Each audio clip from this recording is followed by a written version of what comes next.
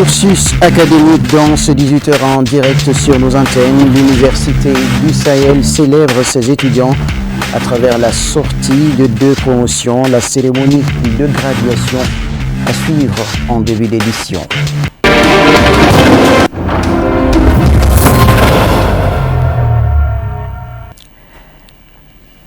Chérif la télévision, la proximité dans la distance. Mesdames et messieurs, bonsoir. Merci de votre fidélité. Bienvenue dans ce quotidien de l'information. Je vous l'annonçais en titre. Cérémonie de sortie de 11e et 12e promotion de l'Université du Sahel portant le nom de Feu Solomon Kanté, inventeur de l'écriture en co. C'était ce samedi 31 janvier à la déventure de la dite université, en présence des parents, du corps professoral, du représentant du ministre de l'Enseignement supérieur et de la Recherche scientifique et plusieurs autres invités de marque. Le reportage est signé Teneya Traoré, Draman Mali.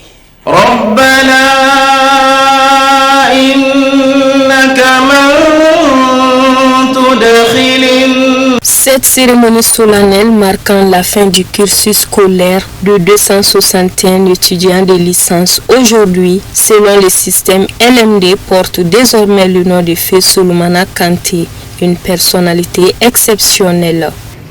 En plus des programmes académiques des facultés, l'université propose des formations de qualité en langue comme arabe, français, anglais, bambara et ngo, ainsi que des cours d'informatique tels que Microsoft Word, Excel, PowerPoint, Photoshop, etc.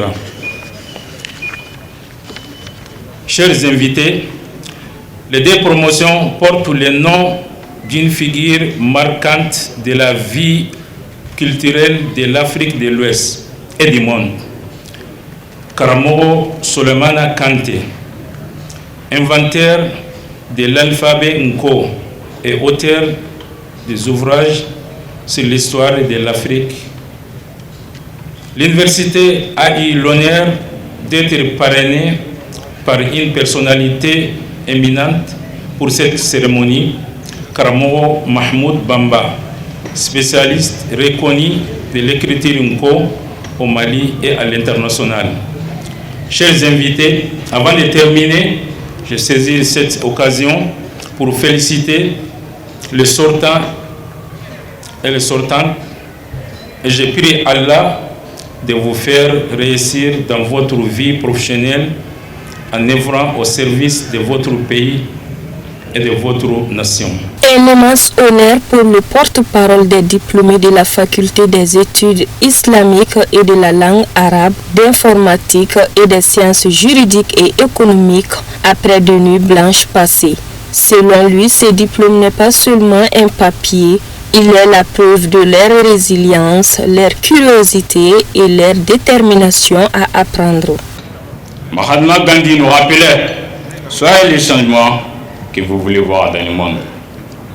L'Université du Sahel nous a confié un héritage. À nous désormais de le porter avec dignité. À nous de prouver que cette génération n'est pas perdue, mais préparée et gagnée. Préparée à construire, préparée à servir, préparée à laisser une belle trace.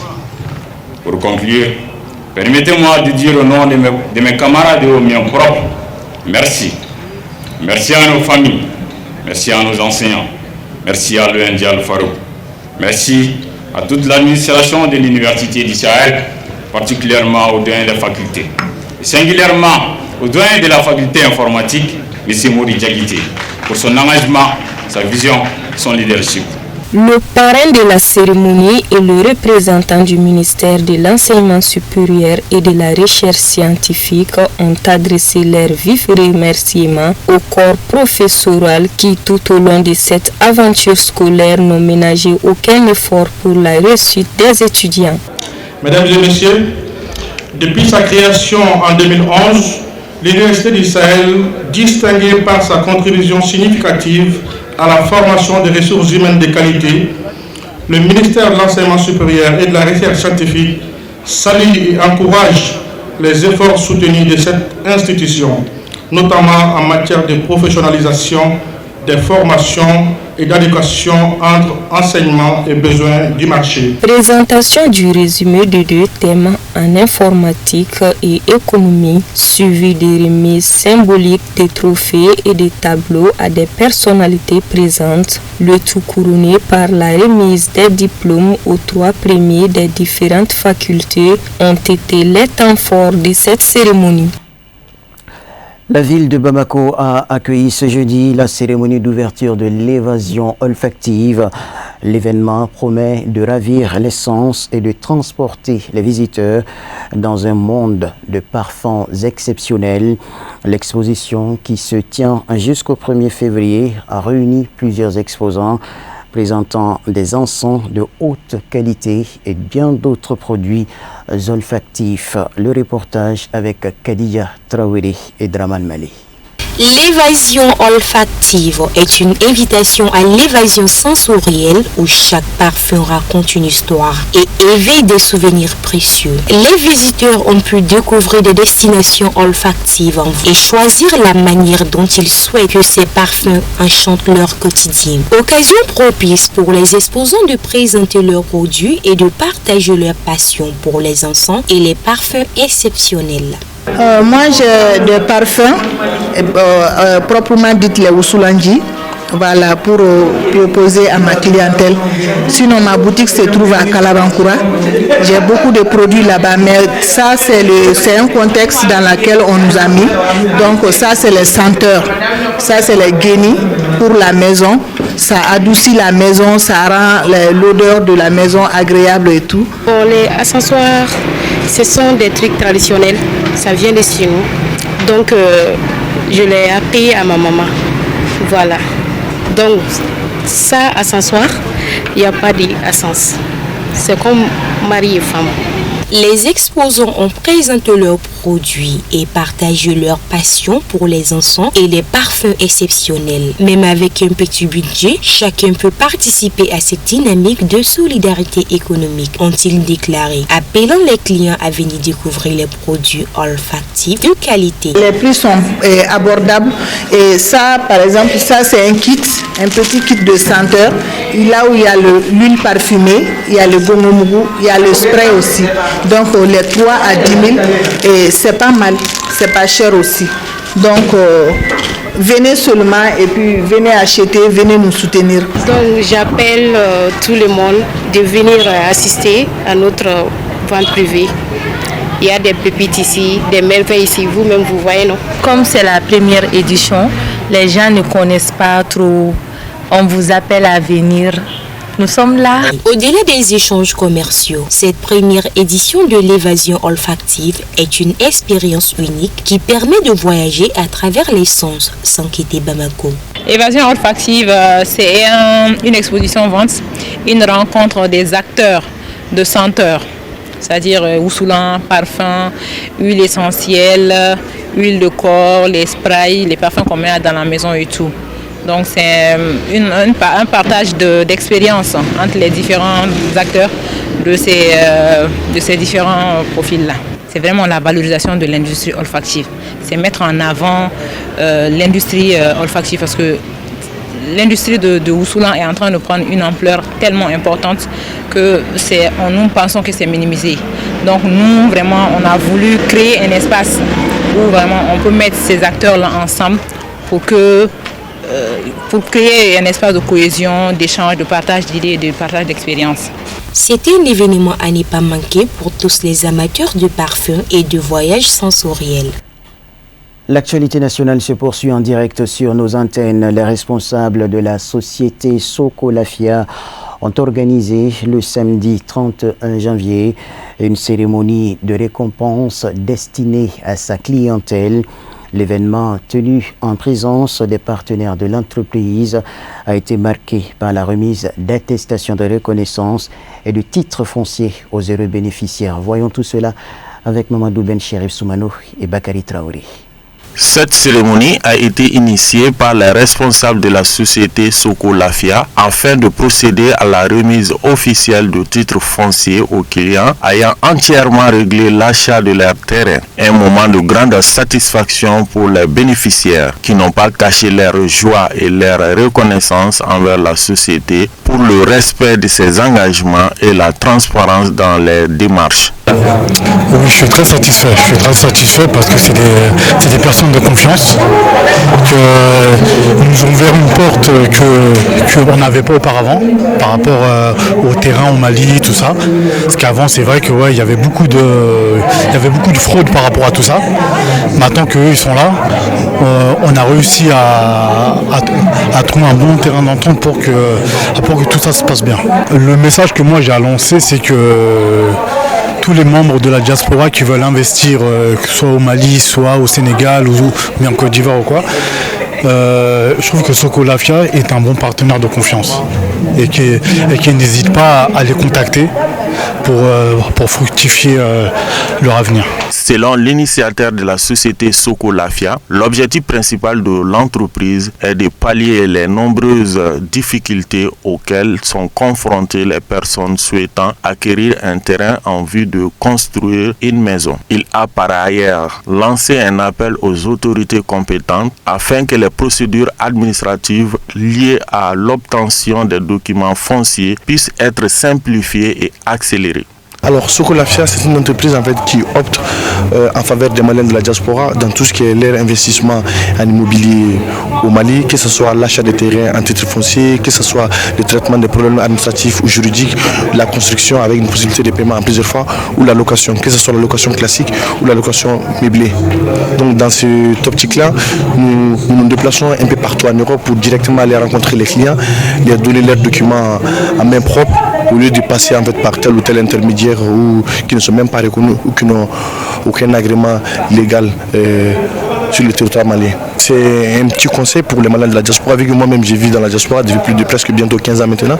Je les conseille en fait d'investir pleinement en fait au Mali, surtout l'expansion immobilière au Mali, ça va à une vitesse ahurissante, donc du coup je les conseille d'investir en immobilier et surtout de ne pas investir à la va-vite, d'investir de manière sereine et dans un document qui est légalement reconnu comme le titre foncier, quoi, donc d'acheter des terrains en titre foncier individuel qui permettra de garantir. Alors les difficultés qu'on rencontre principalement, c'est un peu c'est l'administration malienne qui est un peu plus lente dans le traitement en fait, des documents. Donc, parce que vu que 99% de nos clients sont de la diaspora et ils voient les standards européens ici au Mali. Donc ils nous voient à travers un standard européen ici au Mali, alors qu'il y a ce qui est écrit. Et sur le terrain, c'est pas totalement pareil. Donc c'est vrai que si nous pouvons faire un tout petit peu ce genre d'effort sur les procédures administratives, ça nous aidera énormément dans cette tâche. Il convient de rappeler qu'au cours de cette cérémonie, des attestations de reconnaissance ont également été remises aux partenaires de la société pour leur accompagnement et leur engagement. Vie associative dans cette édition dominicale. La grande mosquée de Bamako a servi de cadre ce dimanche à la cérémonie de lancement officiel des activités de l'association des ressortissants de Dia. L'événement est placé sous le signe de la foi à travers une cérémonie annuelle de lecture du Saint-Coran. C'était sous la haute présidence du président du Haut Conseil islamique du Mali, son éminence Seyid Cherif Ousmane Medani Aïdara Awadjabate et Boubacar Traoré pour Cherif la télévision. La communauté musulmane d'Edja attache une importance capitale à la valeur du Saint-Coran, considérée comme une source de bénédiction, baraka, de guérison et de renforcement de la foi. De nombreux ressortissants d'Edja, des leaders religieux, des fidèles ainsi que des invités de marque ont répondu présents à ces rendez-vous spirituels. Dans une atmosphère de recueillement et de ferveur religieuse, des versets du Saint-Coran ont été récités, des zikirs suivis des prières et d'invocations pour la paix, la cohésion sociale et le développement du village d'Edja ainsi que de l'ensemble du pays. Cette cérémonie de lecture collective du Coran à la grande mosquée de Bamako s'inscrit dans le cadre des prières pour notre pays, d'abord pour notre village Dja, pour les ressortissants de Dja, pour notre pays et pour tous les Maliens. Il s'agit d'implorer Allah le Tout-Puissant pour que notre pays puisse connaître la sécurité, la paix, la stabilité et le vivre ensemble entre tous les fils du pays. Bon, le message que je lance, c'est à toutes les communautés de se mettre ensemble. Il faut que nous prions pour ce pays. On a un seul pays, c'est le Mali, et ce Mali nous appartient. Et chacun a sa pierre à poser là-dedans pour une construction de la nation. Donc j'appelle solennellement tous les ressortants, toutes les communautés organisées à se mettre ensemble pour la prière à chaque moment pour qu'il y ait la paix dans notre pays. À travers cette initiative, l'association des ressortissants de Dja affirme sa volonté de fonder ses actions sur les valeurs religieuses, la solidarité et l'unité. Les responsables de l'association ont, à cette occasion, rappelé les objectifs poursuivis, renforcer les liens entre les ressortissants, soutenir les actions de développement local, promouvoir l'entraide et contribuer au bien-être de la population. Nous faisons des bénédictions pour les autorités, qu'ils soient toujours en capacité de pouvoir orienter bien, à bon escient, les Maliens, que nous restons unis derrière eux. Quand il y a un bon leader, c'est que derrière il y a également de bons militants, de bons Maliens qui les soutiennent pour qu'ils arrivent à bon port. S'ils n'ont pas le soutien de la population, il serait difficile qu'ils arrivent à bon port. Donc nous souhaitons qu'ils restent conscients, concentrés sur la destinée du Mali pour qu'ensemble on fasse un pays où il fait bon vivre. Prenant la parole, les responsables ont exprimé leur gratitude à l'endroit de toutes les personnes présentes et ont lancé un appel à l'engagement de chacun pour la réussite des futures activités de l'association. Une telle journée représente pour moi et pour le pays un moment très très important, car vous savez tous que le président de la transition, à travers les ministres, les premiers ministres, partout où il passe, il demande à tous les citoyens de prier pour le pays. Si l'association des ressortissants de Dja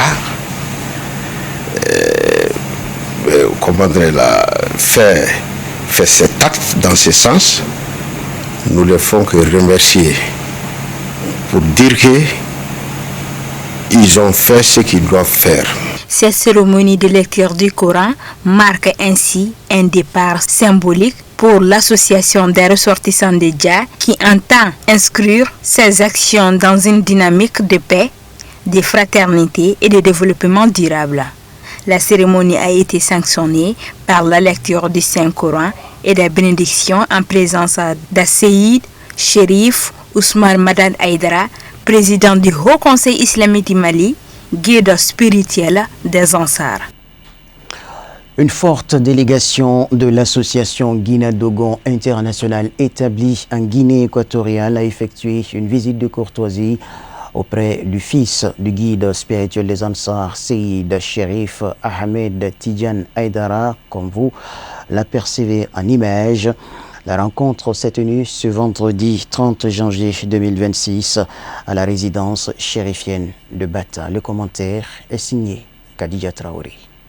Cette visite s'inscrit dans la dynamique de renforcement des liens spirituels, culturels et sociaux entre les communautés maliennes de la diaspora et la famille chérifienne. Au cours des échanges, les membres de la délégation de Guinadogon International ont salué le rôle éminent de Seydi Chérif Ahmed Tidjan Aïdara dans la promotion des valeurs de paix, de tolérance et de cohésion sociale au Mali et au-delà. Ils ont également sollicité les précieuses bénédictions de Chérif Ahmed Tidjan Aïdara pour la stabilité dans la région de Mopti et Bandiangara, notamment au pays Dogon. Aujourd'hui, notre rencontre a comme objectif de recevoir Chérif Cheikh Ousmane Madan Aïdara, son fils qui est Mohamed Tidjan Aïdara, qui nous a reçus ici qui était venu en visite à ses frères en Sardine et sinon à tous les étrangers, à tous les aventuriers. Parce qu'à sa rencontre, il y avait plein de gens. Et aujourd'hui, nous les Dogons, on a profité de cette occasion. Nous avons voulu nécessaire de leur rendre visite et pour lui faire des bénédictions et lui demander aussi des bénédictions. Et précisément, nous, notre zone, la région de Banyakara, et sinon la région de Mopti en total, est dans des difficultés pendant quelques années. Bien vrai que tout le Mali qui est dans des problèmes, mais particulièrement la région de Mopti, c'est le pire. Donc nous avons jugé nécessaire de venir vers lui, qu'il prie Dieu pour nous, qu'il y ait plus de paix, qu'il y ait plus de solidarité dans notre zone. Et raison pour laquelle on s'est regroupé, on est venu le visiter, on lui a demandé vraiment des prières, et tout en lui adressant notre prière, notre soutien, que nous sommes vraiment très très fiers de son arrivée. Et nous ne voulions pas aussi perdre cette occasion. De son côté, le fils du guide spirituel des Amsar a exprimé sa reconnaissance pour cette marque de reconnaissance et a encouragé l'association à poursuivre ses actions en faveur de la solidarité, de l'unité et du développement communautaire au sein de la diaspora. Cette visite de courtoisie marque une étape significative dans le raffermissement des liens entre Guinea Dogon International et la famille chérifienne, illustrant une fois de plus l'importance du dialogue et de la coopération au service de la paix et de la fraternité entre les peuples. Sans transition, voyons ce qui constitue l'essentiel de l'actualité internationale, en bref et en images. L'agression militaire des États-Unis contre l'Iran risque de déclencher un conflit régional de grande ampleur, a averti le guide suprême iranien, l'ayatollah Ali Khamenei. Les Américains doivent être conscients que s'ils déclenchent une guerre, cette guerre sera cette fois-ci d'envergure régionale, a-t-il déclaré selon l'agence de presse Tasnim. Il a exhorté le peuple iranien à ne pas céder à la peur suite aux déclarations du président américain Donald Trump concernant le déploiement massif d'armes au Moyen-Orient. Nous ne déclenchons jamais de guerre et ne souhaitons attaquer aucun pays, mais le peuple iranien ripostera à quiconque l'attaque et lui cause du tort, a-t-il souligné. Le 26 janvier, Trump a déclaré qu'une armada massive se dirigeait vers l'Iran. Il a exprimé l'espoir que Téhéran revienne à la table des négociations et conclue un accord juste et équitable, impliquant un renoncement complet aux armes nucléaires. Le dirigeant américain a rappelé que les États-Unis avaient mené des frappes contre les installations nucléaires en République islamique en juin dernier, lors de l'opération baptisée Marteau de minuit. Il a averti que la prochaine attaque sera bien pire, insistant sur la nécessité d'empêcher que cela ne se reproduise. Le président américain Donald Trump a déclaré que les négociations sur le Groenland avaient commencé et a exprimé l'espoir d'un bon accord pour Washington et l'Europe. Nous avons entamé des négociations, a-t-il déclaré en réponse aux questions des journalistes sur ses contacts avec les dirigeants européens au sujet du Groenland. Je pense que ce sera un bon accord pour tous. Un accord très important, en réalité du point de vue de la sécurité nationale, un accord absolument crucial. Je pense que nous allons parvenir à un accord, a-t-il affirmé. Selon Trump, un consensus a été trouvé sur de nombreux points et l'Europe souhaite également que les États-Unis concluent un accord. Le 21 janvier, à l'issue d'entretiens avec le secrétaire général de l'OTAN, le président américain Donald Trump a annoncé l'émergence des grandes lignes d'un accord concernant le Groenland. Selon Axios, le projet d'accord proposé par le secrétaire général de l'OTAN à Trump stipule le maintien de la souveraineté du Danemark sur le Groenland et la mise à jour des termes de l'accord de 1951 relatif à la défense de l'île. Ceci permettrait aux États-Unis d'y établir des bases militaires et des zones de défense si l'OTAN le juge nécessaire. La première ministre danoise, Mette Frederiksen, a déclaré par la suite que le secrétaire général de l'OTAN n'avait aucune autorité de mener de telles négociations au nom du Danemark. Elle a également noté que le processus de négociation était revenu à la voie diplomatique traditionnelle. Les dirigeants européens ont préparé un plan pour contrer les menaces et les pressions du président américain Donald Trump lors d'un dîner de travail à Bruxelles, a rapporté le New York Times, citant des sources, après que Trump a choqué le monde en menaçant de nuire économiquement à l'Europe, d'humilier ses dirigeants et de critiquer ses valeurs. Les dirigeants européens ont élaboré un plan d'action selon la publication. Ce plan propose une réponse mesurée aux futures provocations du président américain, ainsi qu'aux menaces d'imposer des droits de douane punitifs. Il prévoit également de travailler à réduire la dépendance militaire et économique de l'Europe vis-à-vis de Washington, devenu un allié peu fiable. Le journal a décrit le plan européen comme relativement audacieux, mais encore assez abstrait, notamment qu'il s'agissait d'un plan de la manière dont les dirigeants européens avaient accru la pression sur Trump par des mots comme jamais auparavant, mais tentaient toujours de joindre le geste à la parole. Le département américain de la justice a annoncé avoir publié les documents du dossier du financier américain Jeffrey Epstein, reconnu coupable de pédophilie. Lors d'une conférence de presse, le procureur général adjoint Todd Blanche a déclaré que l'obligation de son ministère de publier les documents du dossier Epstein serait pleinement remplie après la remise du rapport final au Congrès américain. Il a précisé que le ministère de la Justice publiait plus de 3 millions de pages, dont plus de 200 vidéos et des images. Les visages de toutes les femmes figurent sur ces documents, à l'exception de celui de Ghislaine Maxwell, assistante d'Epstein, ont été floutés, a indiqué M. Blanche. Nous n'avons expurgé aucune image d'homme sur ces photos et vidéos, a-t-il affirmé. Toutefois, par souci de transparence, tout membre du Congrès souhaitant consulter des extraits des documents produits dans leur intégralité est invité à prendre contact avec le ministère à cet effet, a-t-il conclu. Epstein a été arrêté par les forces de l'ordre de l'État de New York le 6 juillet 2019. Selon l'accusation, des preuves indiquent qu'entre 2002 et 2005, il avait organisé des visites à son domicile de Manhattan pour des dizaines de jeunes filles mineures, dont la plus jeune avait 14 ans. Parmi ses amis et connaissances figuraient des personnalités politiques américaines et étrangères, actuelles et anciennes, notamment d'anciens chefs d'État, ainsi que d'importants entrepreneurs et des vedettes du monde du spectacle. Les poursuites pénales engagées contre le financier aux États-Unis ont été abandonnées après son suicide dans sa cellule en août 2019. Parmi ses relations, on compte l'ancien président américain Bill Clinton et l'actuel président Donald Trump.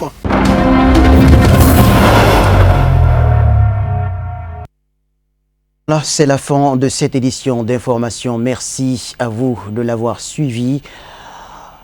Merci à vous de l'avoir suivi. Un grand merci à la régie, à toute l'équipe de production. Bonne suite de programme sur nos antennes.